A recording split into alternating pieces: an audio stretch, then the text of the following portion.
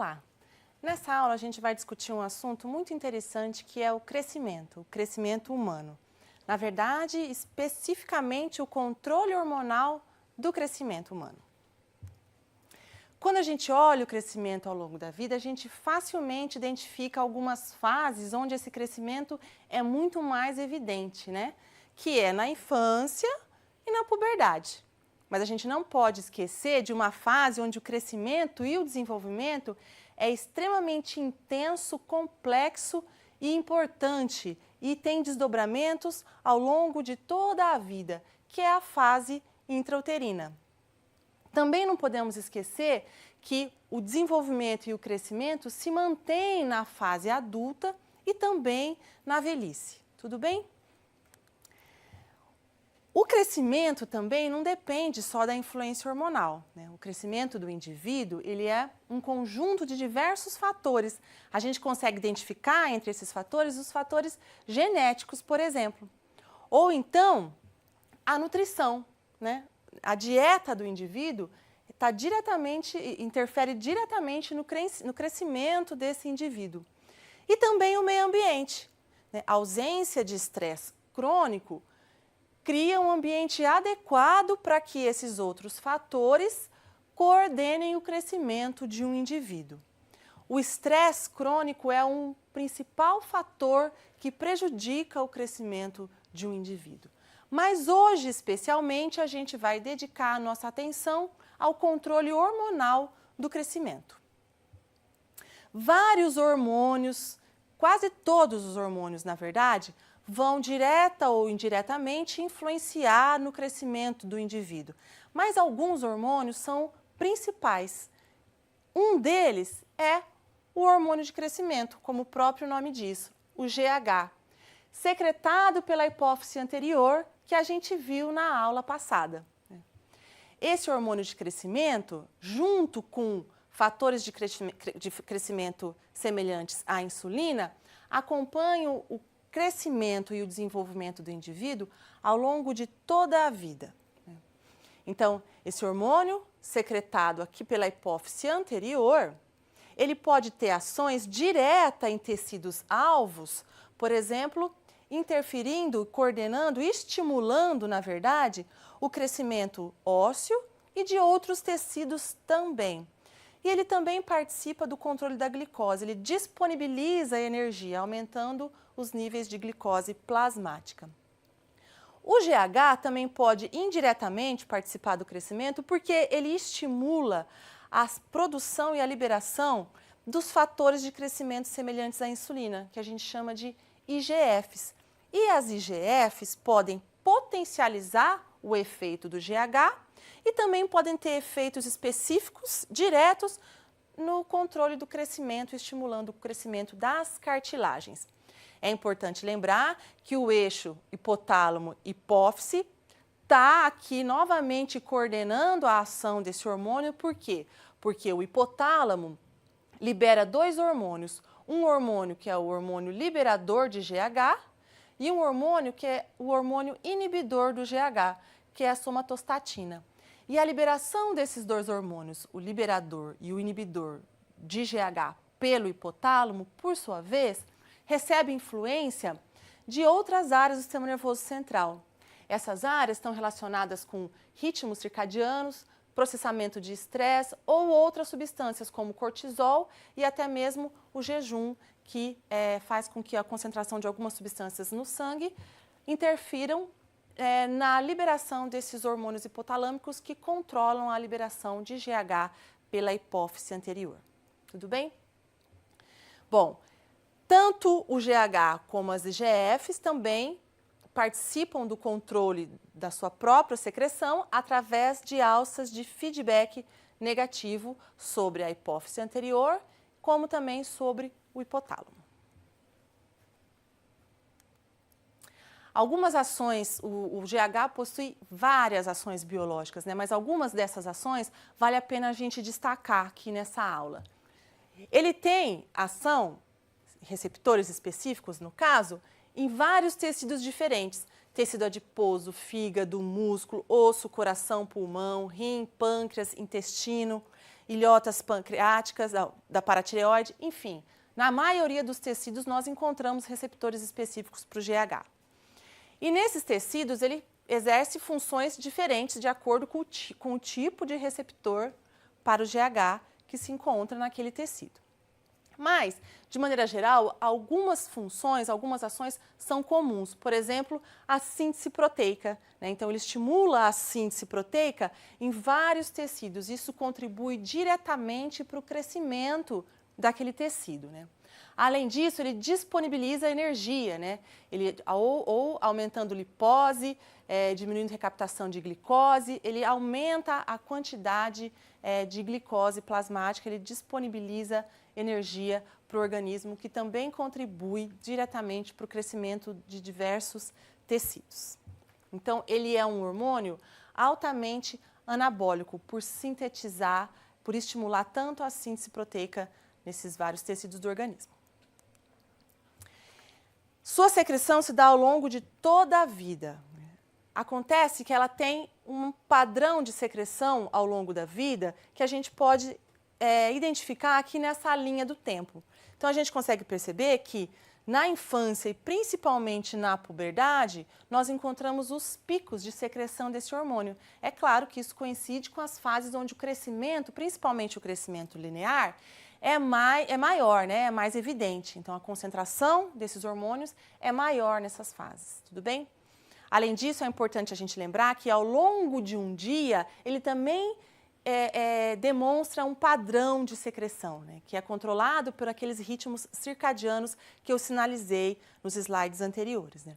Então, ao longo do dia, esse hormônio também tem um padrão específico. Se a gente olhar para esse padrão, a gente vai identificar que o pico de secreção do GH é nas primeiras horas de sono, que é determinado pelo ritmo circadiano do indivíduo. Mais uma coisa que eu quero chamar a atenção, que mesmo na fase de senescência, esse hormônio se encontra presente. Por quê? Porque ele não está envolvido só no crescimento do tecido, ele está envolvido na manutenção constante daquele tecido. Claro que em uma concentração bem menor. Outros hormônios participam, então, do crescimento e do desenvolvimento do organismo humano. Eu queria destacar também, nessa aula, a função dos hormônios tireoidianos e paratireoidianos no crescimento. A tireoide é uma glândula em formato de borboleta que está localizado aqui na região anterior da traqueia, né? E ligada à tireoide, nós temos 4 glândulas que a gente chama de paratireoides, que são glândulas que estão nessa localização, mas na face posterior da tireoide. Essas 2 glândulas, direta e indiretamente, também vão coordenar o crescimento e o desenvolvimento do organismo humano. Aqui eu vou mostrar para vocês o eixo hipotálamo-hipófise-tireoide responsável por controlar a liberação dos hormônios tireoidianos T3 e T4. Esses hormônios, além deles estarem envolvidos no controle do metabolismo basal, eles aumentam o metabolismo basal e com isso, e consequentemente também estão envolvidos no controle da temperatura corporal, eles são cruciais para o desenvolvimento, principalmente do sistema nervoso central, né? Isso faz com que a diminuição, o déficit desses hormônios durante fases críticas do desenvolvimento do sistema nervoso central, por exemplo, durante o desenvolvimento embriológico e nos primeiros anos de vida, causem consequências de grande prejuízo para esse sistema, podendo o indivíduo desenvolver até o cretinismo, né? Então, níveis adequados de T3 e T4 são extremamente importantes para o adequado desenvolvimento do sistema nervoso central, principalmente nas fases críticas como a embriológica e nos primeiros anos de vida. Então, esses hormônios secretados aqui pela glândula tireoide, a secreção desses hormônios é controlada por um hormônio da adenohipófise, que é o TSH, hormônio estimulante da tireoide. A secreção desse hormônio, por sua vez, é controlada pelo hipotálamo, por meio da secreção do hormônio liberador de tireotrofina.